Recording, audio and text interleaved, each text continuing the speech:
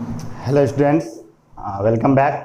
तो चलिए आज हम लोग कंटिन्यू करते हैं क्लास 9th केमिस्ट्री का जो पहला चैप्टर हम पढ़ रहे थे मैटर इन आवर सराउंडिंग, उसका नेक्स्ट क्लास। प्रीवियस क्लास में हमने changes of states of matter पे बात की थी कि मैटर के स्टेट्स कैसे चेंज होते हैं। सॉलिड से लिक्विड मेल्टिंग, लिक्विड से गैस वेपोराइजेशन, गैस से लिक्विड कंडेंसेशन और लिक्विड से सॉलिड फ्रीजिंग। फिर हमने मेल्टिंग पॉइंट डिफाइन किया, हमने बॉइलिंग पॉइंट डिफाइन किया, फिर उनको कौन कौन से फैक्टर्स प्रभावित करते हैं उस पर बात की, फ्रीजिंग पॉइंट पे बात की। यानी स्टेट्स से जुड़े हुए, चेंजेस से जुड़े हुए सारी बातें हमने प्रीवियस क्लास में की थी। और आज के क्लास में हम फिर एक कनेक्टिंग टॉपिक स्टडी करने वाले हैं। जिस तरह हमने टेम्परेचर स्टडी किया था कनेक्टिंग टॉपिक में, उसी तरह आज फिर हम एक कनेक्टिंग टॉपिक स्टडी करने वाले हैं जिसका नाम है हीट। ठीक है, ये हमारे सिलेबस का पार्ट नहीं है, क्लास 9th सिलेबस का केमिस्ट्री का पार्ट नहीं है। ये सच में देखा जाए तो फिजिक्स का पार्ट होना चाहिए ये, लेकिन चूंकि फिजिक्स में नहीं है आपके सिलेबस में और एक कनेक्टिंग टॉपिक मुझे पढ़ाना था, ये ज़रूरी हो जाता है कई एग्जाम्स में या फॉर फ्यूचर आपके लिए बेटर होता है, इसलिए मैं ये लेक्चर बना रहा हूँ आपके लिए।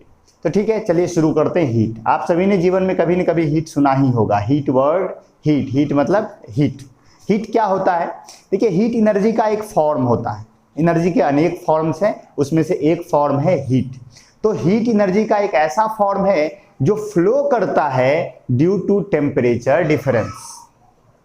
टेम्परेचर डिफरेंस कहने का मतलब यह है कि अगर मान लीजिए कि आप दो ऑब्जेक्ट्स लेते हैं, एक ऑब्जेक्ट 50 डिग्री सी पर है, दूसरा ऑब्जेक्ट 30 डिग्री सी पर है, और दोनों को अगर सटा के रख दे तो आप देखेंगे कि जो हॉटर ऑब्जेक्ट है उसमें से एनर्जी फ्लो करेगा कोल्डर ऑब्जेक्ट की तरफ, और ये जो फ्लो करेगा, ये जो एनर्जी फ्लो किया हाई टेम्परेचर से लो टेम्परेचर की ओर, उसी एनर्जी के फॉर्म को कहा गया हीट एनर्जी। समझ गए? तो हीट एनर्जी का एक ऐसा फॉर्म है जो फ्लो करता है किसकी वजह से? टेम्परेचर डिफरेंस की वजह से। ठीक है, देखिए डिफिनीशन भी लिखा हुआ है कि energy transferred from one body to another as the result of a difference in temperature. यानी टेम्परेचर में डिफरेंस की वजह से एक बॉडी से दूसरी बॉडी की ओर जो एनर्जी का ट्रांसफर होता है उसी को हम हीट कहते हैं। ओके, अब देखिए, किसी भी ऑब्जेक्ट को जब आप हीट देते हैं तो उसका टेम्परेचर बढ़ता है, और किसी भी ऑब्जेक्ट को जब आप कूल करते हैं तो उसका टेम्परेचर घटता है। अब देखिए, कूल करने का मतलब क्या है और हीट करने का मतलब क्या है? हीट करने का मतलब है कि आप उसे एक हायर टेम्परेचर वाले ऑब्जेक्ट के कांटेक्ट में रख रहे हैं, यानी कि हीट उस दूसरे ऑब्जेक्ट में से उसमें जा रहा है, तो हम कहते हैं कि इसे हम हॉट कर रहे हैं या इसे हम हीट कर रहे हैं। जैसे जब आप तवा को गैस पे चढ़ाते हैं तो आप कहते हैं हम तवा को हीट कर रहे हैं। मतलब हीट करने का मतलब क्या? तवा में हीट आ रहा है क्योंकि जो फ्लेम है वो ज्यादा टेम्परेचर पर है और जो तवा है वो कम टेम्परेचर पे है। तो हीट कंटिन्यूअसली फ्लेम से किसकी तरफ आ रहा है? तवा की ओर आ रहा है, तो हम कहते हैं कि तवा हीट हो रहा है। समझ गए? और किसी चीज से जब आप हीट उसमें से निकालते हैं, यानी कि उसको उससे कम टेम्परेचर वाले के कांटेक्ट में रख देते हैं, तो आप कहते हैं कि हम उसे कूल कर रहे हैं। समझ गए? यानी कि मान लीजिए कि आपने पानी लिया और पानी में आपने आइस क्यूब डाल दिया। ध्यान से सुनिएगा मैं क्या बोल रहा हूं। पानी लिया आपने एक गिलास, उसमें आपने आइस क्यूब डाल दिया, तो क्या हुआ? आइस क्यूब देखेंगे आप मेल्ट करेगा और पानी कूल होता चला जाएगा। क्यों हुआ ऐसा? ऐसा इसलिए हुआ कि पानी हाई टेम्परेचर पे था और जो आइस क्यूब था वो लो टेम्परेचर पे था, और जब आपने दोनों को एक साथ रखा तो पानी से हीट ट्रांसफर हुआ किसकी तरफ? आइस क्यूब की तरफ, जिसकी वजह से आइस क्यूब मेल्ट किया और पानी कूल हुआ। क्योंकि पानी में से हीट निकला तो वो कूल हुआ, और आइस को हीट मिला तो वो क्या हुआ? हॉट हुआ। अब आपको सर वो हॉट कहां हुआ? हॉट हुआ, वो मेल्ट किया ना, उसको हीट मिला तभी ना मेल्ट किया। आपको पता है स्टेट चेंज करने के लिए हीट की जरूरत होती है। समझ गए ना बात? तो यानी उसका टेम्परेचर बढ़ा। तो आई होप आपको समझ में आया हो हीट क्या है।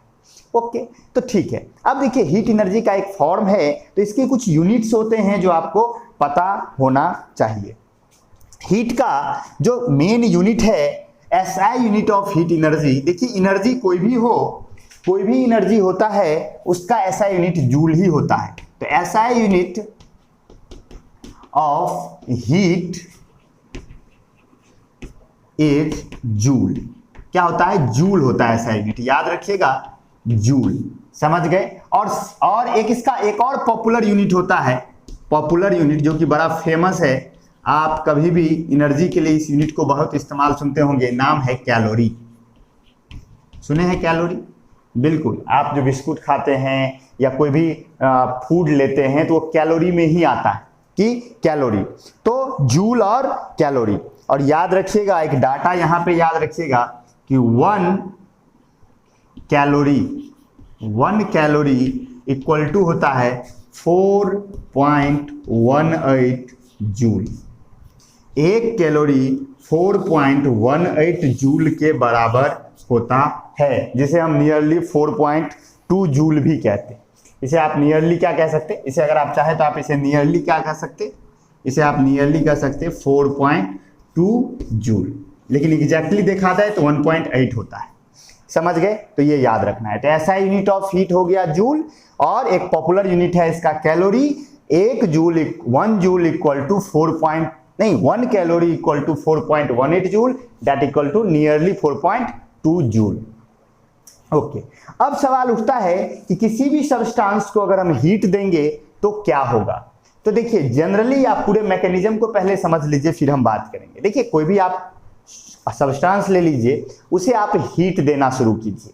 हीट देना शुरू करने का मतलब क्या है? उससे ज्यादा टेम्परेचर वाले किसी ऑब्जेक्ट के साथ या किसी सोर्स के साथ उसको कांटेक्ट में रख दीजिए, तो क्या होगा? उसको हीट मिलेगा।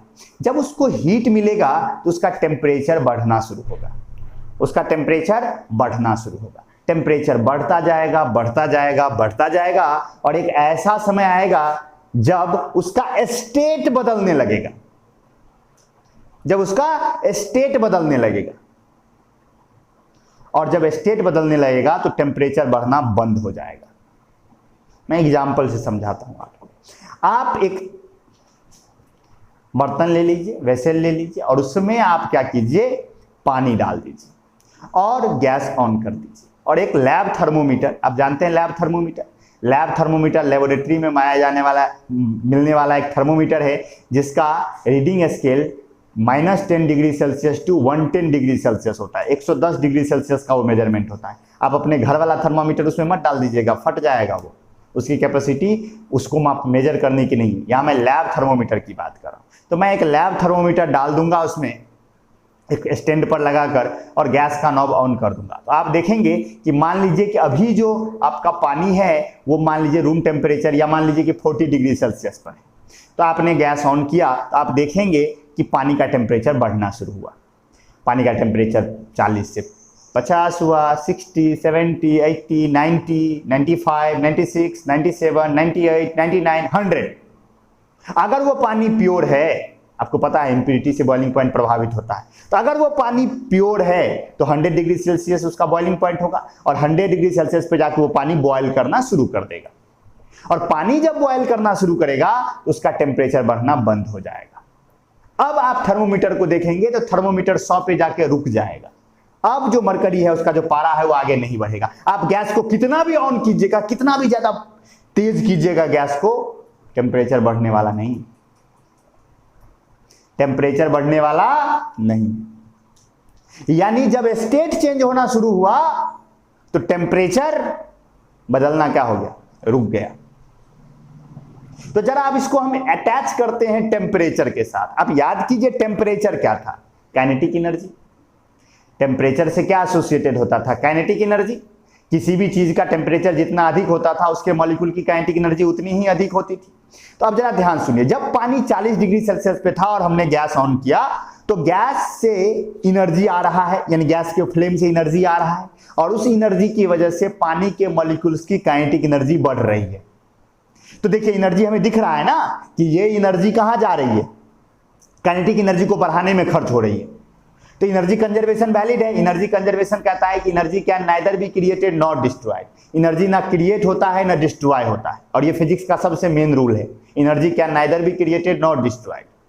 तो आपने जब हीट देना शुरू किया तो पानी बॉयल करना, पानी का टेम्परेचर बढ़ा, इसका मतलब वो हीट एनर्जी किसको बढ़ा रहा है? काइनेटिक एनर्जी को बढ़ा रहा है, हमें दिख रहा है।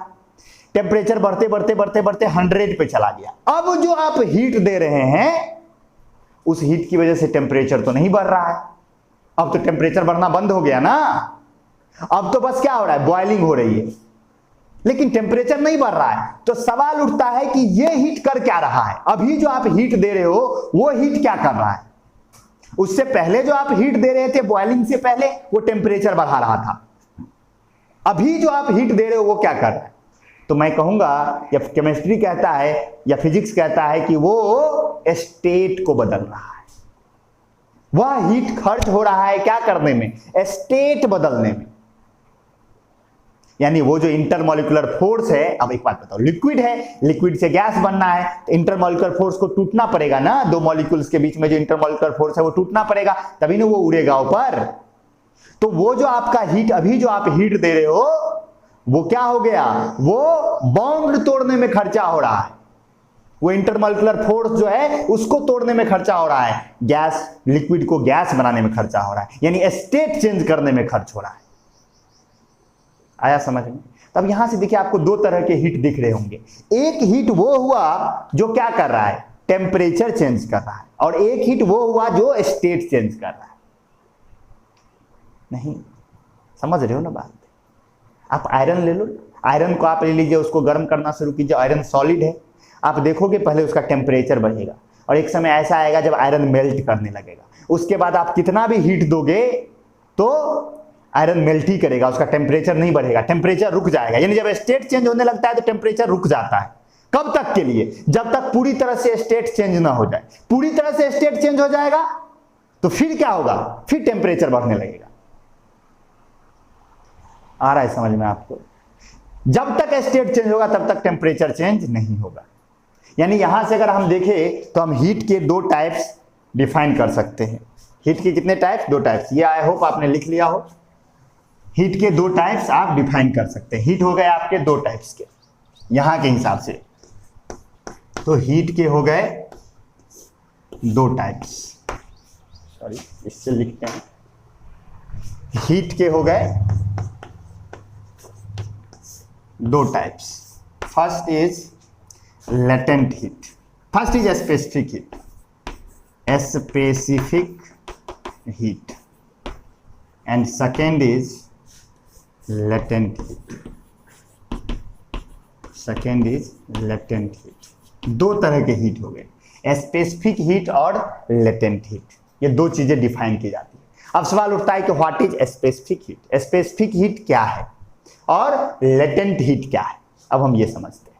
ओके, तो स्पेसिफिक हीट आप अपने नोट में देखिए, डिफिनीशन लिखा हुआ है कि the amount of heat energy required to increase temperature of an object of unit mass by 1 degree Celsius or 1 Kelvin is called specific heat of that object। यानी कोई भी एक ऑब्जेक्ट है, कोई भी एक सब्सटेंस है आपके पास, उसके यूनिट मास का, यूनिट मास मतलब जानते हो आप? यूनिट मास मतलब 1 केजी या 1 ग्राम। यूनिट मास जब भी हम बोले तो आप 1 केजी या 1 ग्राम उसे कंसीडर कर सकते हैं। अगर ऐसा यूनिट में बात कर रहे हो तो 1 केजी को यूनिट मास लोगे, और अगर सीजीएस यूनिट में बात कर रहे हो तो 1 ग्राम को यूनिट मास लोगे। समझ गए? केमिस्ट्री जनरली 1 ग्राम को यूनिट मास मानता है केमिस्ट्री। फिजिक्स जनरली 1 केजी को यूनिट मास मानता है। तो हम लोग अभी केमिस्ट्री में पढ़ रहे हैं तो हम 1 ग्राम को भी मार सकते, 1 केजी। यूनिट मास जब भी सुने तो आप 1 केजी 1 ग्राम कुछ भी चलेगा। ओके, चलिए कंटिन्यू करते हैं। तो स्पेसिफिक हीट हुआ किसी भी सब्सटेंस के यूनिट मास के टेम्परेचर को 1 डिग्री सेल्सियस या 1 केल्विन बढ़ाने में लगने वाला heat.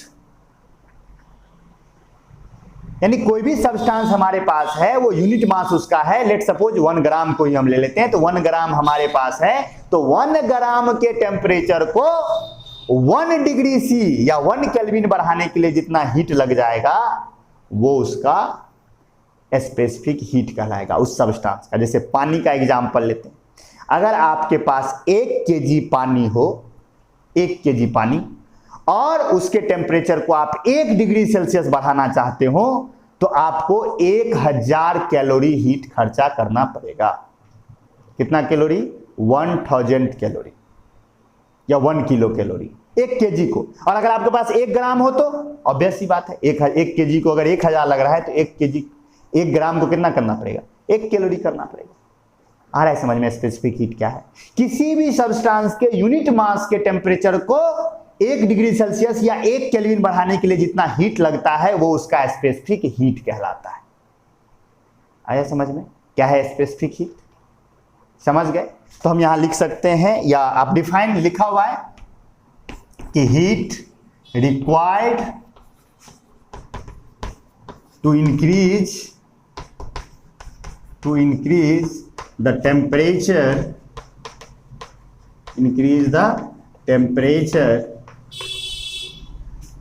of any object of unit mass by 1 degree C और 1 केल्विन। समझ गए?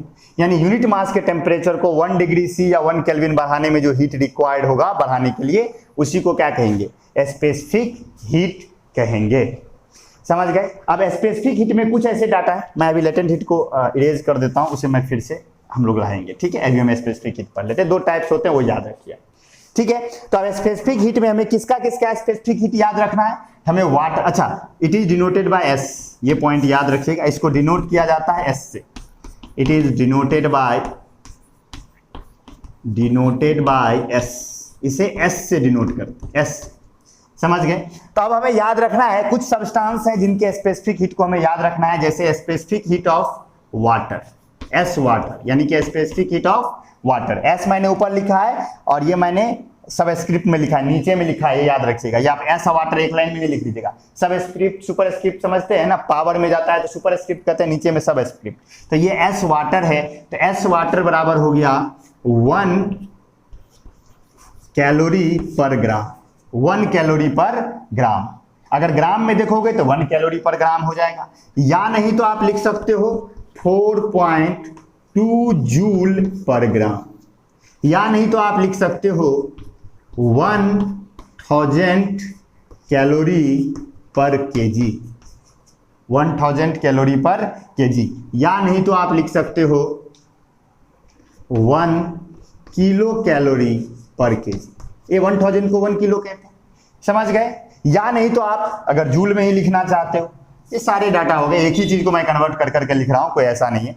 और या नहीं तो आप लिख सकते हो 4200 जूल पर केजी, या नहीं तो आप लिख सकते हो 4.2 × 10⁻³ जूल पर केजी। अरे भाई, एक ही चीज को मैंने घुमा फिरा के लिख दिया, कंफ्यूज मत होना, सारी चीजें सेम ही है। मेन याद रखना है, अगर आपको सबसे मेन आपको याद रखना है ये, क्योंकि ये मेन है। समझ गए? तो स्पेसिफिक हीट ऑफ वाटर हो गया 1 कैलोरी पर ग्राम, यानी 1 ग्राम वाटर को अगर 1 डिग्री सेल्सियस टेम्परेचर बनाना हो तो आपको 1 कैलोरी हीट खर्च होगा। उसके बाद तो बाकी चीज आप कन्वर्ट करके निकाल ही सकते हो। एक आप याद रख लो, ये वाटर का हो गया। और ठीक इसी तरह आपको आइस का भी याद रखना है। तो स्पेसिफिक हीट ऑफ आइस अगर आप देखोगे तो वो होता है 1/2 कैलोरी पर ग्राम। आइस का स्पेसिफिक हीट क्या है? 1/2 कैलोरी पर ग्राम। और वाटर का क्या है? 1 कैलोरी पर ग्राम। समझ गए? यानी आइस के टेम्परेचर, अगर 1 ग्राम आइस हो आपके पास और उसके टेम्परेचर को आप 1 डिग्री सी बढ़ाना चाहते हो तो आपको 1/2 कैलोरी हीट लगेगा। आ रहा है समझ में? तो ये हो गया आपका स्पेसिफिक हीट। समझ गए? इससे न्यूमेरिकल्स बन सकता है। कैसे बन सकता है? तो मैं आपको वो दिखाता हूं। ठीक है, मैं आपको वो दिखाता हूं। इरेज कर दूं मैं ऊपर वाला, या आप इसे नोट डाउन कर लीजिए, मैं इसे इरेज करता हूं।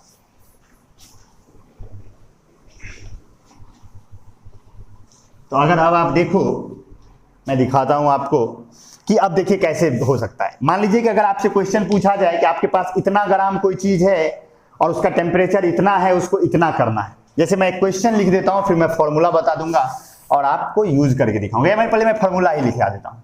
Heat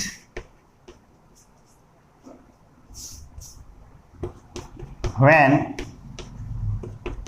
temperature is changing,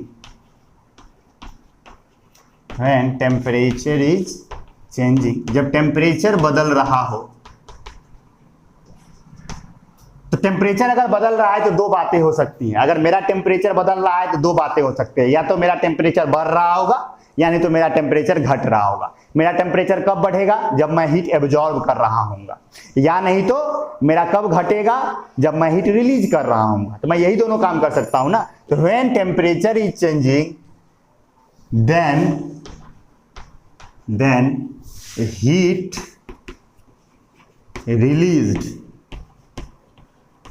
release slash absorb, यानी कि हीट रिलीज या एब्जॉर्ब, यानी एब्जॉर्ब हीट या रिलीज हीट जो होगा उसका फॉर्मूला हो गया ms डेल्टा T। ध्यान दीजिएगा, ms डेल्टा T। m क्या है? Here m equal to mass, mass है सब्सटेंस का मास ऑफ ऑब्जेक्ट। s क्या है? Specific heat of object, s है स्पेसिफिक हीट, ठीक। और डेल्टा T है चेंज इन टेम्परेचर,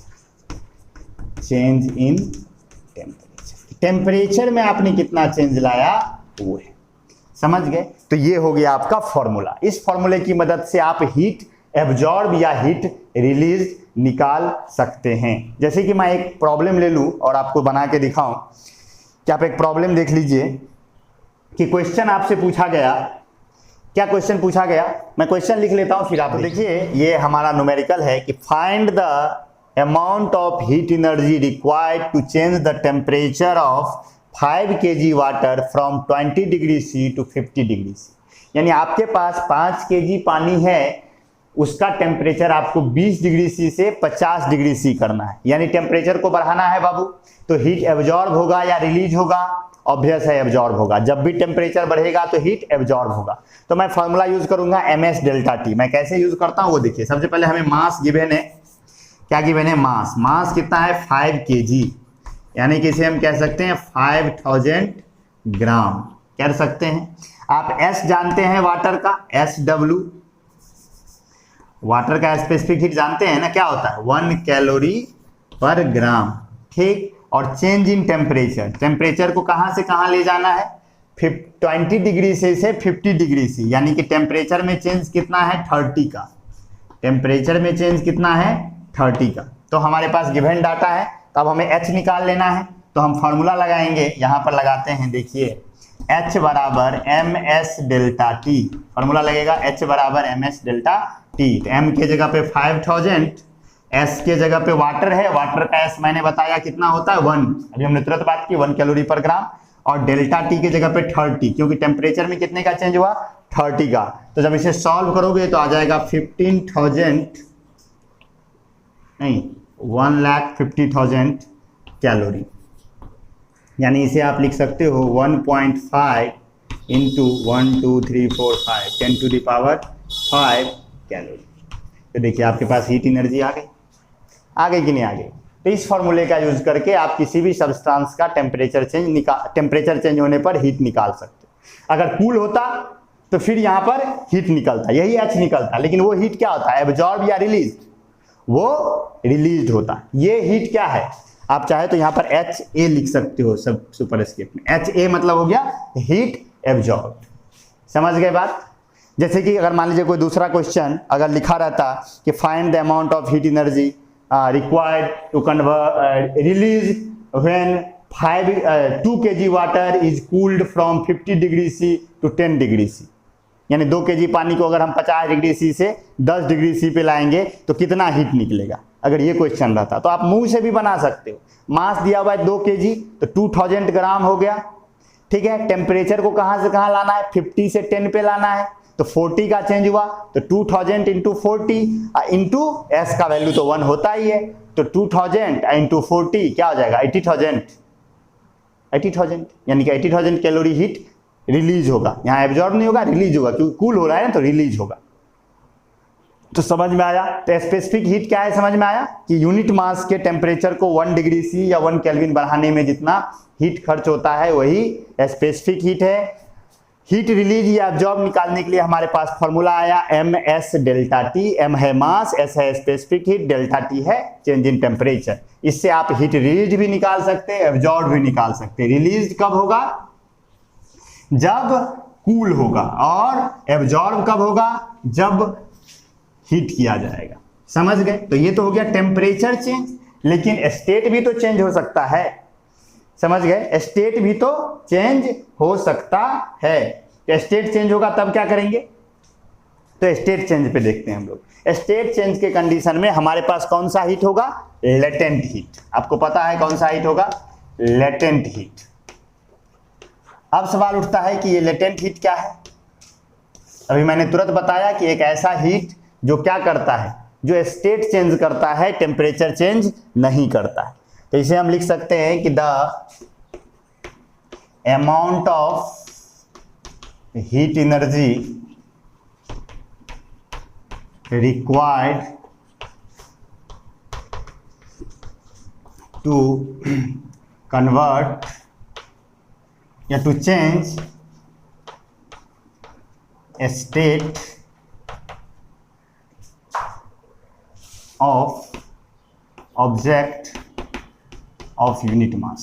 यानी यूनिट मास का कोई ऑब्जेक्ट है तो उसके स्टेट को चेंज करने के लिए जितना हीट एनर्जी रिक्वायर्ड होगा उसे कहा जाता है लेटेंट हीट। उसे क्या कहा जाता है, लेटेंट हीट। आप देखिए आपके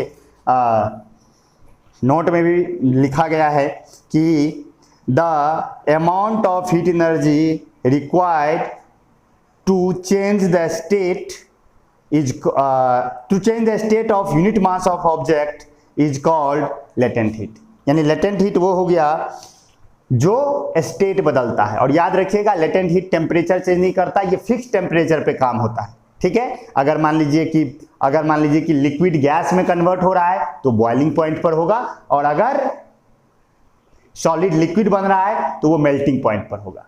समझ गए। अब देखिए स्टेट चेंज भी तो दो तरह का हो गया, सॉलिड का लिक्विड बनना और लिक्विड का गैस बनना। तो लेटेंट हीट हो जाएंगे दो टाइप्स के। लेटेंट हीट आप देखेंगे ये हो जाएगा दो टाइप्स का।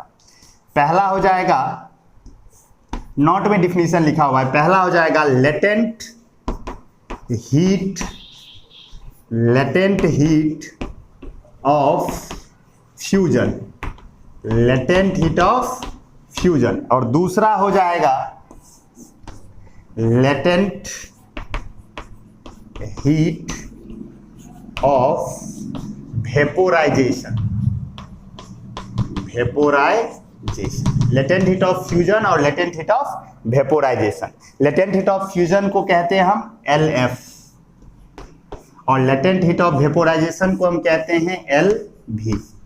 समझ गए। लेटेंट हीट ऑफ फ्यूजन को हम कहते हैं क्या, LF, और लेटेंट हीट ऑफ वेपोराइजेशन को हम क्या कहते हैं, LV डिनोट करते हैं, LF और LV। तो लेटेंट हीट दो तरह का हो गया। अब सवाल उठता है कि लेटेंट हीट ऑफ फ्यूजन कहाँ होगा और लेटेंट हीट ऑफ वेपोराइजेशन कहाँ होगा। तो देखिए लेटेंट हीट ऑफ फ्यूजन वहां होगा जहां कोई सॉलिड और लिक्विड के बीच में स्टेट चेंज हो रहा होगा। अगर सॉलिड कन्वर्ट हो रहा है लिक्विड में या लिक्विड कन्वर्ट हो रहा है सॉलिड में, तो वहां जो हीट का चेंज होगा वो लेटेंट हीट ऑफ फ्यूजन में होगा। और अगर लिक्विड गैस के बीच में खेल हो रहा है, यानी लिक्विड अगर कन्वर्ट हो रहा है किसमें, गैस में, या गैस कन्वर्ट हो रहा है लिक्विड में, तो ऐसे कंडीशन में क्या होगा, लेटेंट हीट ऑफ वेपोराइजेशन होगा। समझ गए। तो देखिए नोट में जो बातें लिखी गई है मैं सुना देता हूँ, आई होप आपको समझ में आ गया होगा। नोट पढ़ लेंगे आपको और क्लियर हो जाएगा। तो देखिए लेटेंट हीट के बारे में लिखा है कि the heat energy which does not change the temperature but used up in changing state is called latent heat. यानी कि लेटेंट हीट एक ऐसा हीट है जो टेम्परेचर को नहीं बदलता है, लेकिन वो यूज होता है किसमें, स्टेट चेंज करने में। ठीक है। There are two types of latent heat, दो टाइप्स के लेटेंट हीट क्लियर है, latent heat of fusion, latent heat of vaporisation. The amount of heat energy required to change 1 kg solid completely into liquid without changing temperature at atmospheric pressure is called latent heat of fusion। यानी कि वो amount of heat energy जो 1 kg solid को या 1 ग्राम solid को, unit mass लेना है, 1 KG solid को या 1 ग्राम सॉलिड को कंप्लीटली लिक्विड बनाने में खर्च होगा, यानी 1 केजी लिक्विड या 1 ग्राम लिक्विड बनाने में खर्च होगा बिना टेम्परेचर चेंज किए, यानी टेम्परेचर चेंज नहीं होना है। ये काम कहां होगा? मेल्टिंग पॉइंट पर। सॉलिड लिक्विड में किस टेम्परेचर पे कन्वर्ट होगा? मेल्टिंग पॉइंट पर। और लिक्विड सॉलिड में कन्वर्ट होगा किस टेम्परेचर पे? फ्रीजिंग पॉइंट पर। और आप ये बात जानते हैं कि जितना जो मेल्टिंग पॉइंट होता है वही फ्रीजिंग पॉइंट होता है, बस अंतर यही है कि हीट दे रहे हो तो मेल्टिंग हो रहा है और हीट ले रहे हो तो फ्रीजिंग हो रहा है, कूल कर रहे हो तो फ्रीजिंग हो रहा है, उसी टेम्परेचर पे ना। तो यूनिट मास सॉलिड को कंप्लीटली लिक्विड में कन्वर्ट करने में जितना एनर्जी खर्च होगा वो लेटेंट हीट ऑफ फ्यूजन होगा। समझ में आया? तो देखिए लिखा हुआ है, ये आप समझ गए होंगे। और इसे डिनोट किया जाता है LF से, जो कि आप देख रहे हैं LF। एंड सेकेंड है latent heat of vaporisation, the amount of heat energy required to convert 1 kg liquid completely into vapour at its boiling point पर without changing temperature and at atmospheric pressure. यानी कि 1 KG liquid को या 1 gram liquid को completely vapour में बदलने में बिना टेम्परेचर चेंज किए बॉइलिंग पॉइंट पर और 1 atm प्रेशर पर, प्रेशर हमेशा फिक्स रखिएगा, प्रेशर बदलने से खेल बिगड़ जाएगा। तो 1 atm प्रेशर पे जो हीट एनर्जी खर्च होता है उसी को कहा जाता है लेटेंट हीट ऑफ वेपोराइजेशन, और इसे डिनोट किया जाता है LV से। अब देखिए LF और LV मिल गया आपको, तो यहां पर LF ऑफ वाटर और LF ऑफ आइस आपको ये पता होना चाहिए। LF ऑफ आइस आपको पता होना चाहिए, तो LF ऑफ आइस यानी latent heat of fusion of ice आपको पता होना चाहिए। और LV यानी latent heat of vaporisation of water. अब देखिए मेन, क्योंकि जब आप न्यूमेरिकल बनाने जाओगे ना तो मेन जो बातें होंगी वो किस में होंगी? वाटर में ही होंगी। तो वाटर में अगर आप देखोगे तो किस में कन्वर्ट होगा? पूरा का पूरा खेल वाटर कन्वर्ट होगा, या तो वाटर कन्वर्ट होगा वेपर में, या नहीं तो वेपर कन्वर्ट होगा वाटर में, या नहीं तो अगर इधर देखो आप तो या तो आइस कन्वर्ट होगा वाटर में, या नहीं तो वाटर कन्वर्ट होगा आइस में। तो ये आपकी सारी चीजें हैं। अब अगर आप देखो कि इसका latent heat of fusion of ice अगर देखोगे तो ये हो जाता है 80 कैलोरी पर ग्राम, 80 कैलोरी पर ग्राम। और latent heat of vaporisation of अगर वाटर देखो तो ये हो जाता है 540 कैलोरी पर ग्राम। ये सब डाटा याद होना चाहिए आपको, ये सब कुछ चीजें हैं जो आपको याद करनी होंगी। आइस का लेटेंट हीट ऑफ फ्यूजन हो गया 80 कैलोरी पर ग्राम और वाटर का लेटेंट हीट ऑफ वेपोराइजेशन हो गया 540 कैलोरी पर ग्राम। कहने का मतलब ये है कि अगर आपके पास 1 ग्राम आइस हो और उसे आपको पानी बनाना है 0 डिग्री C पर, प्रेशर 1 atm है, तो आपको 80 कैलोरी हीट खर्च करना पड़ेगा। ठीक है। और एक बात ये भी याद रखिएगा कि अगर आपके पास 1 ग्राम पानी हो और उसे आपको बर्फ बनाना हो फ्रीजिंग पॉइंट पर यानी 0 डिग्री सेल्सियस पर 1 atm प्रेशर पर, तो आपको 80 कैलोरी हीट उसमें से निकालना पड़ेगा।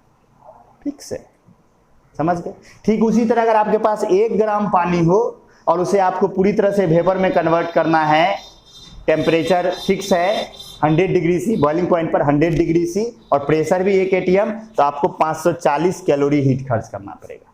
और अगर 1 ग्राम वेपर कन्वर्ट होगा 1 ग्राम वाटर में, कंडेंसेशन या जिस टेम्परेचर पे होता है उस पर, और 1 atm प्रेशर पर, तो आपको 540 कैलोरी हीट उसमें से प्राप्त होगा। तो ये लेटेंट हीट ऑफ फ्यूजन और latent heat of vaporisation I hope आपको समझ में आया हो। अब इसके बाद आप देखो तो अब हमारे पास फॉर्मूला निकालेंगे। ये तो यूनिट मास के लिए हुआ ना, तो अब हमारे पास फॉर्मूला आएगा। जैसे हमने टेम्परेचर चेंज के लिए फॉर्मूला निकाला, उसी तरह हमें किस चेंज के लिए निकालना होगा। आप इसे नोट डाउन कर लीजिए, मैं इसे इरेज करता हूं, स्क्रीनशॉट ले लीजिए, नोट डाउन कर लीजिएगा। ओके ठीक है। तो अब इसको हम देखते हैं कि सवाल कैसे बनेगा, इस पे बेस्ड सवाल कैसे बनेगा। तो सवाल बनाने के लिए मैं फॉर्मूला लिखता हूं और फिर मैं एक एक सवाल बना के दिखाऊंगा जिससे कि आप इसको बना सके। तो चलिए ठीक है, शुरू करते हैं। तो देखिए हीट H बराबर आपके पास 2 फॉर्मूले होंगे, एक MLF और एक H बराबर MLV।